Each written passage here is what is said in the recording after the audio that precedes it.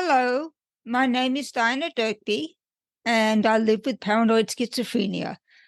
You're listening to my podcast, Schizophrenia as I Live It. Today, I wanted to talk about the word psychosis. Of all the words associated with the brain disorder schizophrenia and some other severe mental illnesses, I think the word psychosis gives rise to the most stigma. This stigma, unfortunately, doesn't come from researching the word psychosis and finding out what it means for someone to experience psychosis, but rather comes from the media, for example, books, TV police thrillers, movies, where often the bad guy or the bad girl is someone who is psychotic or undergoing a psychotic episode, often due to schizophrenia. Now, as I mentioned last time, it takes very little effort to get a reasonably factual definition of what psychosis really is. So last time I talked about the website of the National Institute of Mental Health and the wonderful book of Aoife Latourie, Surviving Schizophrenia, where psychosis is discussed. Now, another good online source is psychiatry.org. And one of the first words that they deal with is the word psychosis. And roughly speaking, what they say is that psychosis is an experience that someone living with schizophrenia undergoes due to various symptoms, which leads them to lose touch with reality. Now, as many of you know, schizophrenia can bring with it auditory hallucinations, visual hallucinations, and other perturbations of the senses, which means that the input that you're getting from your sensory input is perturbed. There's also a problem, and Aoife Latourie is very good at discussing this in the first chapter of his book, that one thing that comes with a relapse of schizophrenia is an inability to filter your sensory input.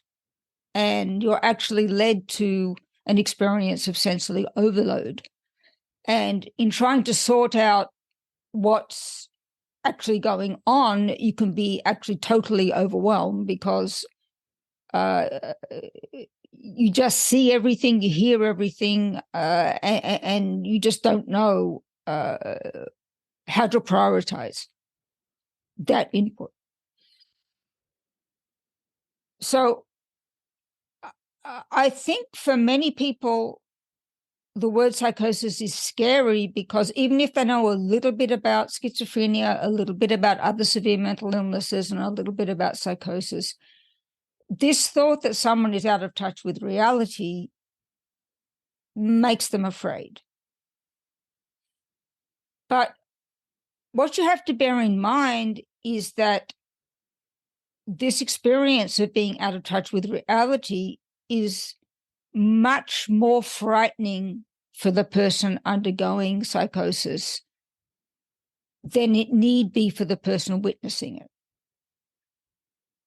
It is very unusual that someone undergoing psychosis seeks to vent what they are feeling by harming someone else or making someone else miserable. Now, they may alarm people because suddenly people don't understand why this person they had found perfectly reasonable is suddenly unable to engage reality, and they're frightened that that may harm them in some way.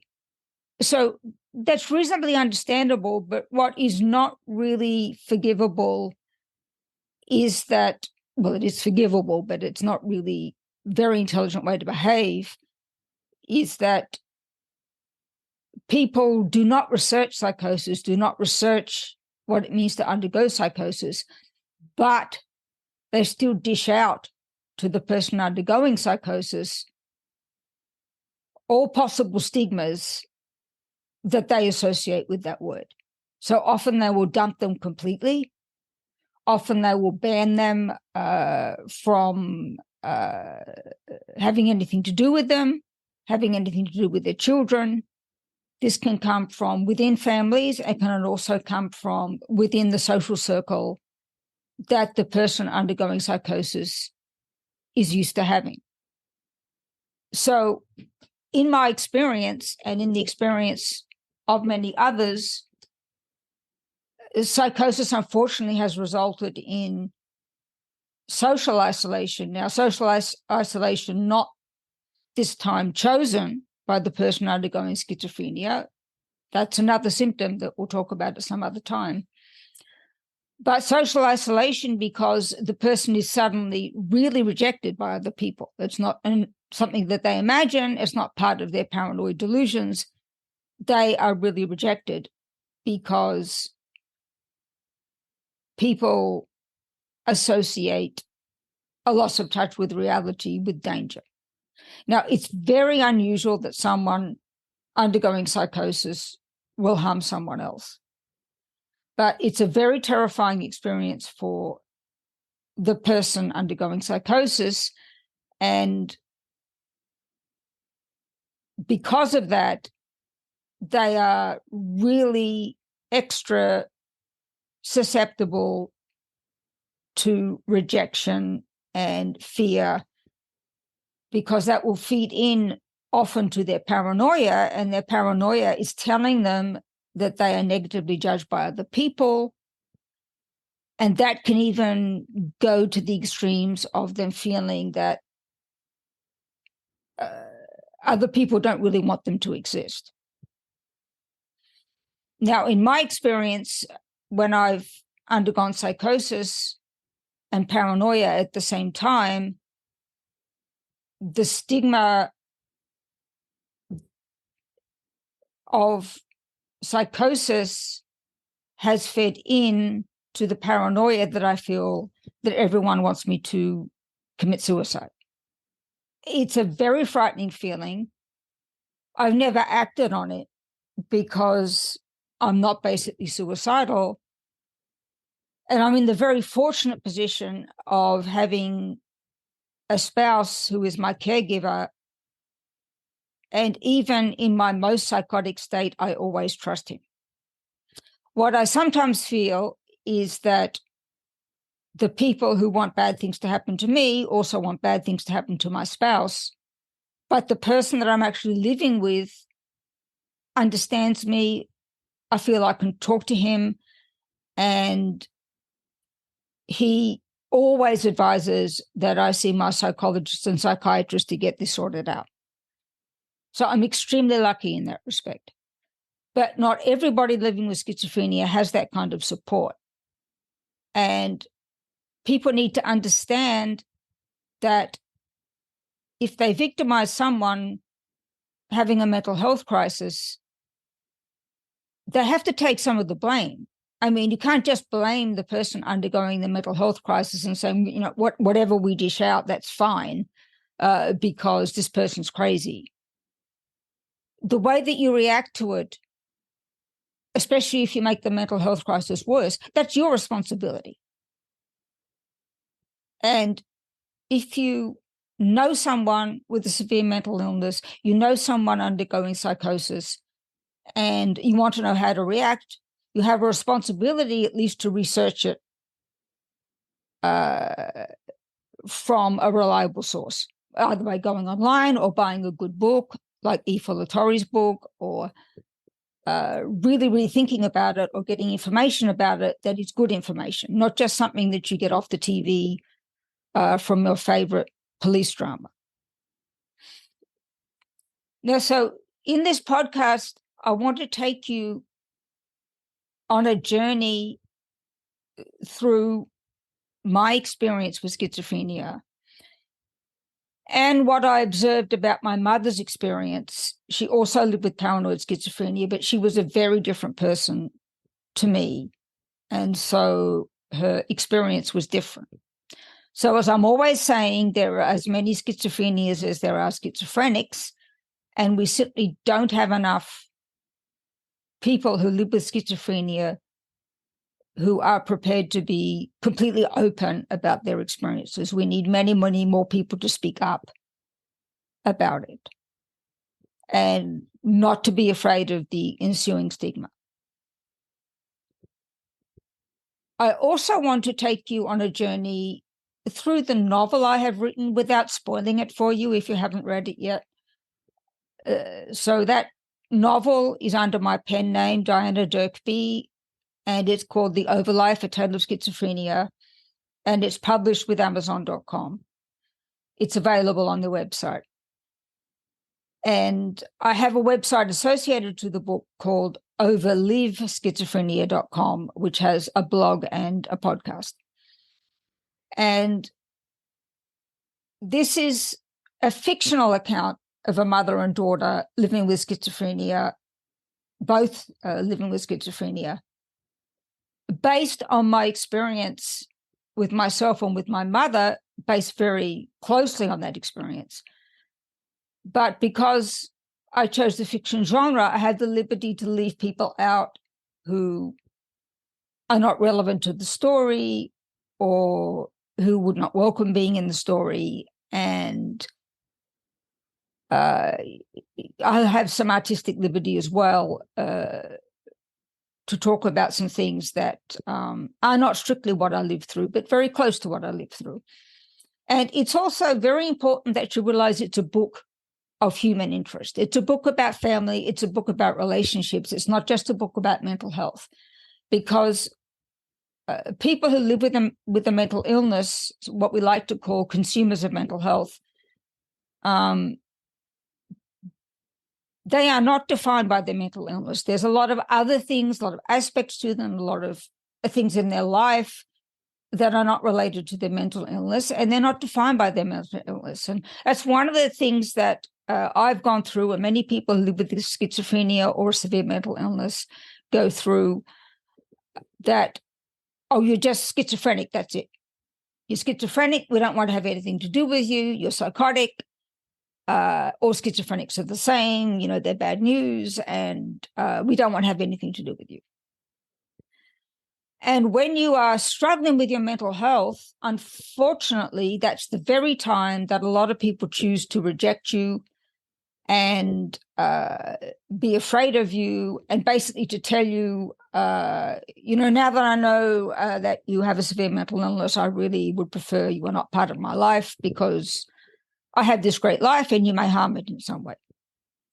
And, I have had the experience, and I think most people living with a severe mental illness have had the experience, that people, either from their family or from their close social circle, have rejected them based on their diagnosis.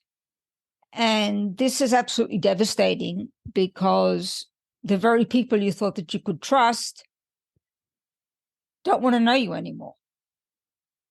And it's coming not so much from what you're doing as from ignorance about what severe mental illness is, what psychosis is, and how it actually feels to undergo a severe mental illness and psychosis. So this experience of being out of touch with reality, in my case, it's usually come after a couple of weeks of me being on a false high. So I get it into my head suddenly that I'm important, above what I can explain from my actual importance, and that a lot of people want to know me, that I'm doing really well at something. And this is it's not matching the reality of my situation.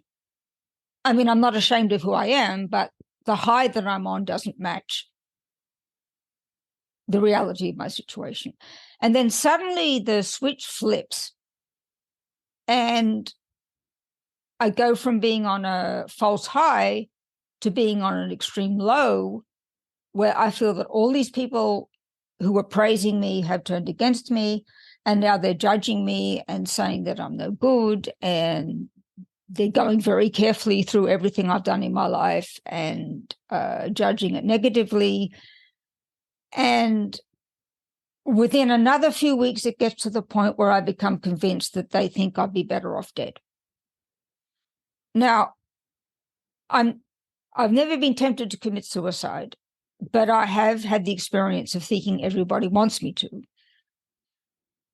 And, again, I have a spouse who I never mistrust, even when I'm at my sickest. So that's wonderful. It's a real support. But this feeling of rejection is added to by people's reaction to my strange behavior out of stigma, because they equate the strange behavior with danger. And, I have never hurt anybody in my life. And most people I know who have undergone psychosis have given no cause for alarm. Occasionally it will happen that someone is maybe very angry and people are afraid of them. And that's very, very unfortunate, because they're probably just venting their frustration. But it's unusual that someone undergoing psychosis actually harms anybody physically. But the reactions that I have had, often they're as if people are afraid that I will harm them physically. And it's really an awful, awful feeling. So, I talked in my blog about the LEAP method, and I just want to remind you what the acronym LEAP stands for. It's listen, empathize, agree, and partner. So how to deal with someone undergoing a mental health crisis and convince them to get treatment from a psychologist and a psychiatrist. And none of the words in that acronym involve rejection. None of the words in that acronym involve fear. And a person undergoing psychosis needs a lot of calm, they need a lot of kindness, they need a lot of patience, and they need a lot of understanding. And they need the support of a psychologist or a psychiatrist. Now, I know that there are people who live with schizophrenia, who live with psychosis, who don't believe in psychologists and psychiatrists. They're very skeptical about them. But I can only go by my own experience. And I have found that, I can't make it without good psychological and psychiatric help.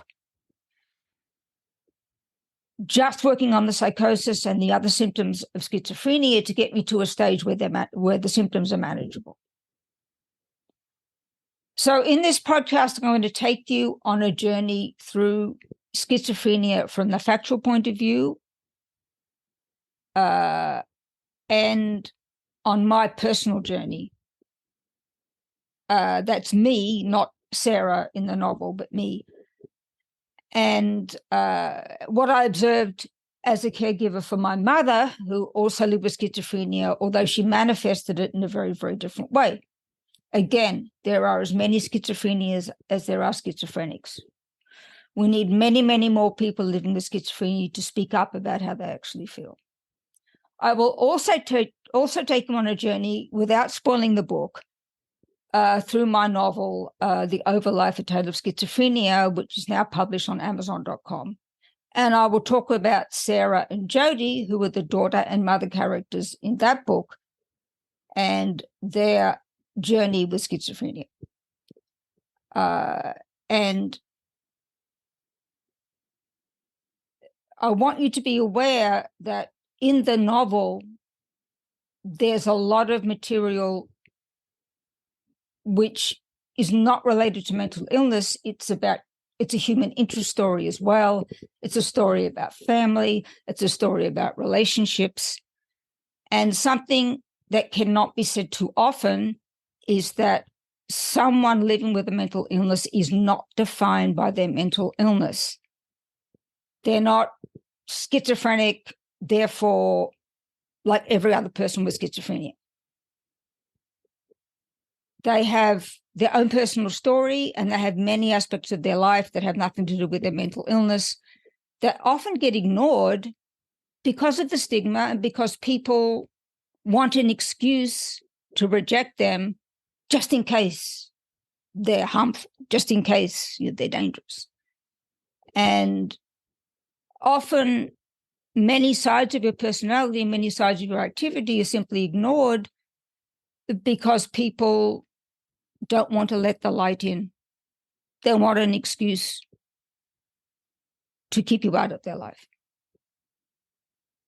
And this is sad for them, and it's sad for you. And there's so much work to be done to combat these prejudices, to combat the stigma. And not enough people can be on the case. So that's all I have to say for today. I very much hope that you'll tune in next time. And I hope you'll give some thought to buying my book, The Overlife, A Tale of Schizophrenia. It's only $9.99 as a Kindle book. And I think it will help you get more out of the podcast. Thank you for listening, and see you next time.